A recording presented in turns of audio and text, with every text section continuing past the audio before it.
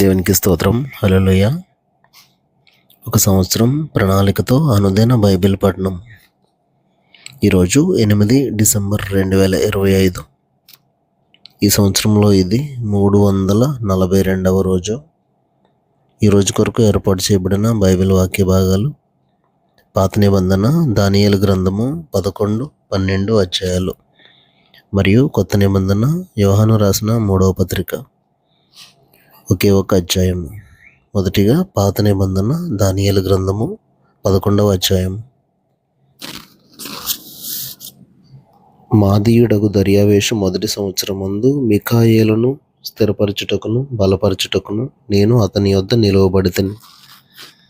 ఇప్పుడు సత్యమును నీకు తెలియజేయుచున్నాను.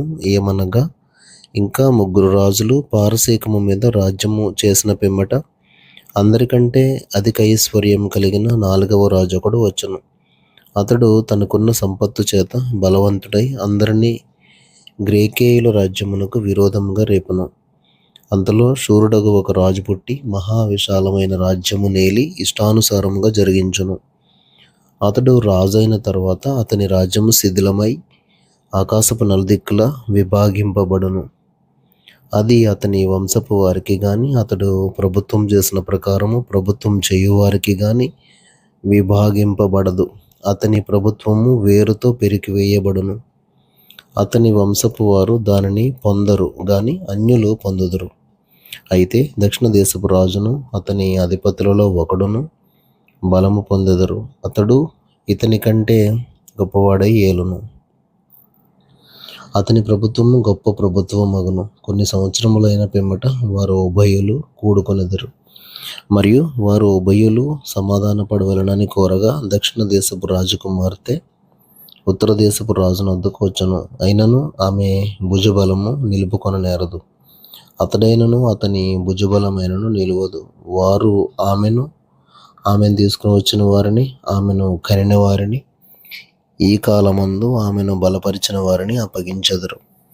అతనికి బదులుగా ఆమె వంశంలో ఒకడు సేనకు అధిపతి అయి ఉత్తర దేశపు రాజు కోటలో జొరబడి ఇష్టానుసారముగా జరిగించుచు వారిని గెలుచును. మరియు అతడు వారి దేవతలను, సొమ్ములను, విలువగల వారి వెండి బంగారు వస్తువులను సహా చెరపట్టి ఐగుప్తునకు తీసుకుని పోవును. అతడైతే కొన్ని సంవత్సరములు ఉత్తర దేశపు రాజు ప్రభుత్వం కంటే ఎక్కువ ప్రభుత్వం చేయును. అతడు దక్షిణ దేశపు రాజు దేశంలో చొరబడి మరలి తన రాజ్యమునకు వచ్చును. అతని కుమారులు యుద్ధము చేయబోని మహాసైన్యముల సమూహమును సమకూర్చుకొందురు. అతడు వచ్చి హేరువలే ప్రవహించి ఉప్పొంగును. యుద్ధం చేయబోని కోట దనుక వచ్చును.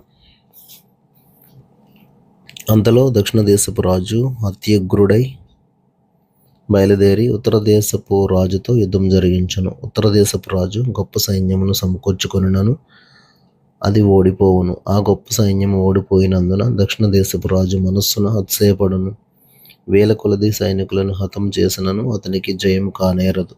ఎలయనగా ఉత్తర దేశపు రాజు మొదటి సైన్యము కంటే ఇంకా గొప్ప సైన్యమును సమకూర్చుకుని మరలా వచ్చును. ఆ కాలాంతమున అనగా కొన్ని సంవత్సరములైన పిమ్మట అతడు గొప్ప సైన్యమును విశేషమైన సామాగ్రిని సమకూర్చి నిశ్చయముగా వచ్చును. ఆ కాలముల యందు అనేకులు దక్షిణ దేశపు రాజుతో యుద్ధం చేయుటకు కూడి వచ్చెదరు. నీ జనములోని బందిపోటు దొంగలు దర్శనమును రుజువుపరచునట్లు కూడుదురు గాని నిలవలేక కూలుదురు. అంతలో ఉత్తర దేశపు రాజు వచ్చి ముట్టడి దిబ్బ వేయను. దక్షిణ దేశపు రాజు యొక్క బలము నిలవలేకపోయినందునను అతడు ఏర్పరచుకున్న జనము దృఢ శౌర్యము పొందకపోయినందునను ఉత్తర దేశపు రాజు ప్రాకారములు గల పట్టణమును పట్టుకొనును. వచ్చిన వానికి ఎదురుగా ఎవరును నిలవలేకపోయినందున తనకిష్టం వచ్చినట్టు అతడు జరిగించును. కనుక ఆనందము గల ఆ దేశంలో అతడు ఉండగా అది అతని బలము వలన పాడైపోవును. అతడు తన రాజ్యం యొక్క సమస్త బలమును కూర్చుకొని రావాలనని ఉద్దేశింపగా అతనితో సంధి చేయబడను. ఏమనగా నశింపజేయవచ్చునని ఒక కుమార్తెను అతనికి ఇచ్చెదరు. అయితే ఆమె సమ్మతింపగా అతని కలుసుకొనదు. అతడు ద్వీపముల జనముల తట్టు తన మనస్సును త్రిప్పుకొని అనేకులను పట్టుకొనును. అయితే అతని వలన కలిగిన అవమానమును ఒక అధికారి నివారణ చేయును. మరియు ఆయన అవమానము అతని మీదకి మరలా వచ్చినట్లు చేయును. అది అతనికి రాక తప్పదు. అప్పుడు అతడు తన ముఖమును తన దేశంలోని కోటల తట్టు త్రిప్పుకొనును గాని ఆటంకపడి కూలి అగుపడకపోవును. అతనికి మారుగా మరి ఒకడు లేచి ఘనమైన రాజ్యము ద్వారా పన్ను పుచ్చుకొను వారిని లేపును. కొన్ని దినములైన పిమ్మట అతడు నాశనమగును గాని ఈ నాశనము ఆగ్రహము వలనైనను యుద్ధముల వలనైనను కలగదు. అతనికి బదులుగా నీచుడకు ఒకడు వచ్చును. అతనికి రాజ్య ఘనతనియ్యరు గాని నెమ్మది కాలమందు అతడు వచ్చి ఇచ్చకపు మాటల చేత రాజ్యమును అపహరించును. ప్రవాహము వంటి బలము అతని ఎదుట నుండి వారిని కొట్టుకుని పోవటం వలన వారు నాశనమగుదురు. సంధి చేసిన అధిపతి సహా నాశనమగును. అతడు సంధి చేసినను మోసపుచ్చును. అతడు స్వల్ప జనము గలవాడైనను ఎదురాడి బలం పొందును. అతడు సమాధాన క్షేమము గల దేశమునకు వచ్చి తన పితరులు కాని తన పితరుల పితరులు గాని చేయని దానిని చేయును. ఏదనగా అచ్చట ఆస్తిని దోపుడు సొమ్మును ధనమును విభజించి తన వారికి పంచిపెట్టును. అంతటా కొంతకాలం ప్రాకారములను పట్టుకొనుటకు కుట్ర చేయును.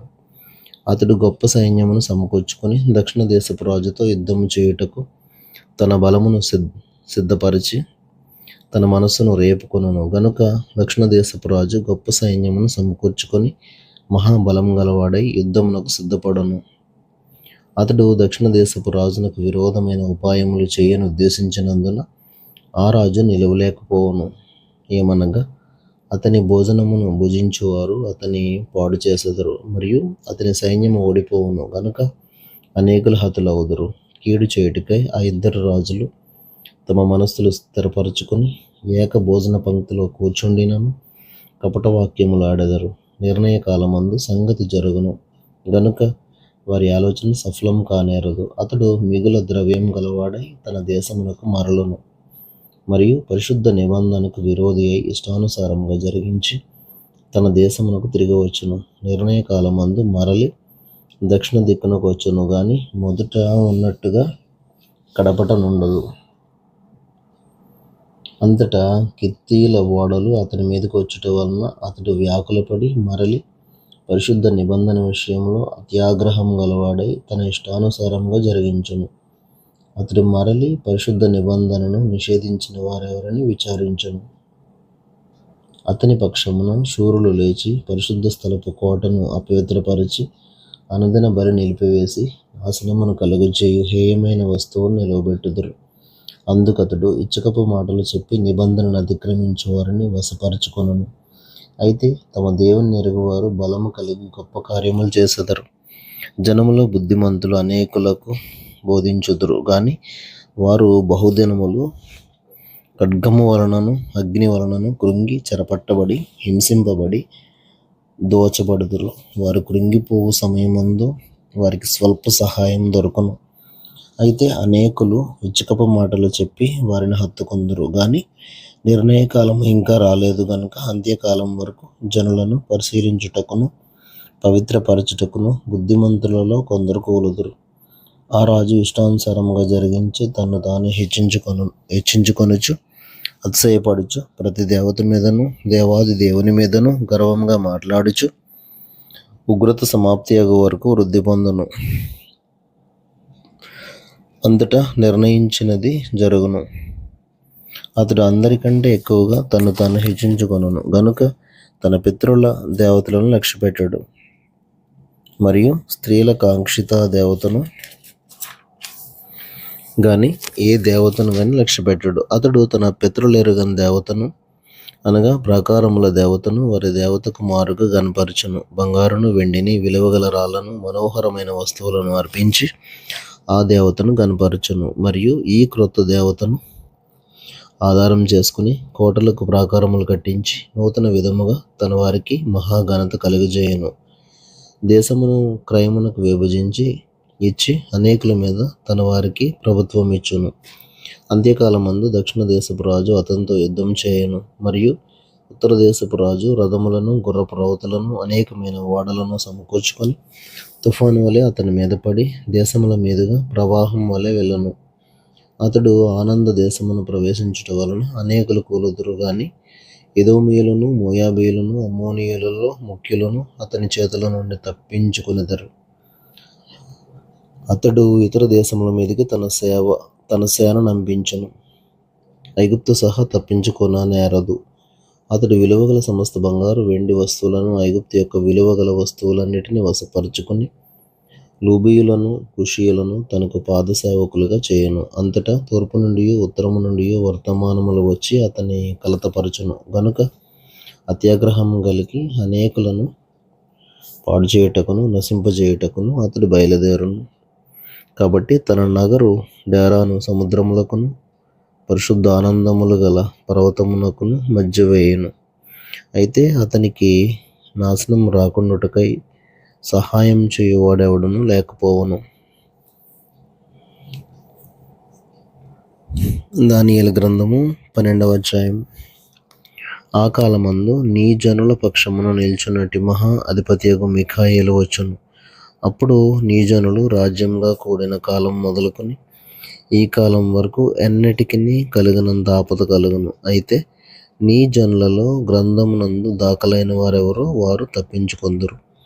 మరియు సమాధులలో నిద్రించు అనేకులు మేలుకొనెదరు. కొందరు నిత్యజీవం అనుభవించుటకును, కొందరు నిందపాలగుటకును, నిత్యముగా హేయులగుటకును మేలుకొందురు.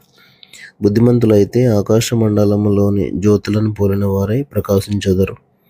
నీతి మార్గం అనుసరించి నడుచుకున్నట్లు ఎవరు అనేకులను త్రిప్పుదురో వారు నక్షత్రం వలె నిరంతరమును ప్రకాశించెదరు. దానియేలు, నీవు ఈ మాటలను మరుగు చేసి అంత్యకాలం వరకు ఈ గ్రంథమును ముద్రింపము. చాలామంది నలుదిశలు సంచరించినందున తెలివి అధికమగును అని నాతో మాట్లాడు గబ్రియేలను నాతోడు చెప్పాను. దానియేలును నేను చూచుచుండగా మరి ఇద్దరు మనుషులు ఏటి అవతలి ఒడ్డున ఒకడును, ఏటి యువతలి ఒడ్డున ఒకడును నిలిచిరి. ఆ ఇద్దరిలో ఒకడు నారబట్టలు వేసుకున్నవాడై ఏటి నీళ్లపైన ఆడుచుండు అని చూచి ఈ ఆశ్చర్యం ఎప్పుడు సమాప్తమగునని అడుగగా, నారబట్టలు వేసుకుని ఏటిపైన ఆడుచున్న ఆ మనుషుని మాటలు నేను వింటిని. ఏమనగా, అతడు తన కుడి చేతిని ఎడమ చేతిని ఆకాశం వైపుకెత్తి నిత్య జీవియగు వాని నామమున ఒట్టు పెట్టుకుని, ఒక కాలములు అర్ధకాలము పరిశుద్ధ జనము యొక్క బలమును కొట్టివేయటం ముగింపబడగా సకల సంగతులు సమాప్తములగును అనెను. నేను వింటిని గాని గ్రహింపలేకపోతేను. నా ఏలినవాడ, వీటికి అంతమేమని నేను అడగగా అతడు, ఈ సంగతులు అంత్యకాలం వరకు మరుగుగా ఉండునట్లు ముద్రింపబడినవి గనుక దానియేలు నీవు ఊరకుండమని చెప్పాను. అనేకులు తమను శుద్ధిపరచుకుని ప్రకాశమానులను నిర్మలులను అగుదురు. దుష్టులు దుష్టకార్యములు చేయుదురు గనుక ఏ దుష్టుడును ఈ సంగతులను గ్రహింపలేకపోవును గాని బుద్ధిమంతులు గ్రహించెదరు. అనుదిన బలి నిలుపు చేయబడిన కాలం మొదలుకొని నాశనం కలుగజేయు హేయమైన దానిని నిలువబెట్టు వరకు 1290 దినములగును. 1335 దినములు తాలుకొని కనిపెట్టుకొనివాడు ధన్యుడు. నీవు అంత్యం వరకు నిలకడగా ఉండిన ఎడల విశ్రాంతి నుండి కాలాంతమందు నీ వంతులో నిల్చెదవు.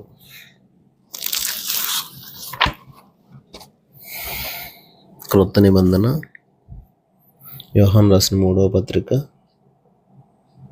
1వ అధ్యాయము 14 వచనాలు. పెద్దనైన నేను సత్యమును బట్టి ప్రేమించు ప్రియుడైన గాయునకు శుభమని చెప్పురాయినది. ప్రియుడా, నీ ఆత్మ వర్ధిల్లుచున్న ప్రకారము నీవు అన్ని విషయములలోనూ వర్ధిల్లుచు సౌఖ్యంగా ఉండవలనని ప్రార్థించుచున్నాను.